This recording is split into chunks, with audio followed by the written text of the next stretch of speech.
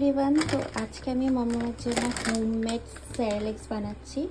তো আমি মামামকে কিন্তু ঘরের বানানো জিনিসই দিই, বাইরের কিছুই দিই না। তো দেখো এখানে মাখানা নিয়ে নিয়েছি। তো প্রথমে এটাকে ড্রাই রোস্ট করে নেব।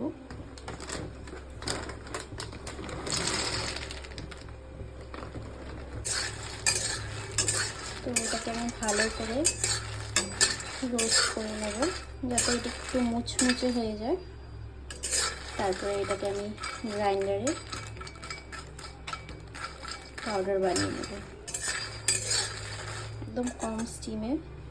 এখন স্টিমটা একদম কম রেখেছি, আর পুড়ে যেতে পারে। এটাকে ভালো করে রোস্ট করে নিচ্ছি। তোমরা কী করে বুঝবে যে এটা একদম রোস্ট হয়ে গেছে? দেখো আমি একটা নিচ্ছি, এভাবে গুঁড়ো করবে, দেখবে কি সুন্দর এটা ভেঙে যাচ্ছে। তখনই বুঝবে যে এটা রোস্ট হয়ে গেছে। তো এবার এটাকে নামিয়ে নেব আর মিক্সিতে গ্রাইন্ড করে নেব। তো এখন আমি এখানে দেখো ক্যালক্সের ওটস নিয়েছি, এটা একটু আমি রোস্ট করে নেব।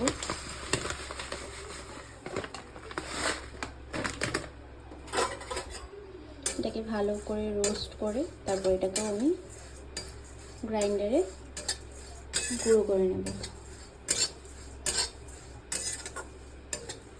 দেখো এটা আমার রোস্ট হয়ে গেছে ভালো মতন।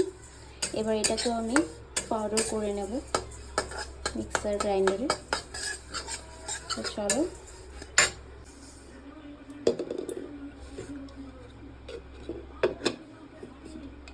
দেখো খুব সুন্দরভাবে এটা গুঁড়ো হয়ে গেছে। তো এবার আমি ওটসটাকে গুঁড়ো করে নেব। এখানে আমি ওটসগুলো নিয়ে নিয়েছি। এবার এটাকে আমি ভালো মতন পাউডার করে নেব।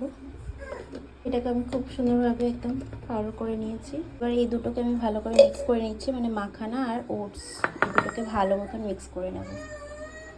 তো তোমরা চাইলে এটাতে কিন্তু নাটসও ব্যবহার করতে পারো, মানে অ্যাড করতে পারো। তো মামামকে এখনও নাটস দিইনি, তাই অ্যাড করিনি। তো এখানে ওটসের গুঁড়ো রয়েছে আর মাখানার গুঁড়ো রয়েছে। তো এই দুটো মিলিয়ে আমি দুধ দিয়ে ওকে খাওয়াবো। তো এই হচ্ছে হোমমেড স্যারেলেক্স। তো এই হোমমেড স্যারেলেক্সটা কেমন লেগেছে তোমাদের? তোমরা ট্রাই করে দেখো এটা।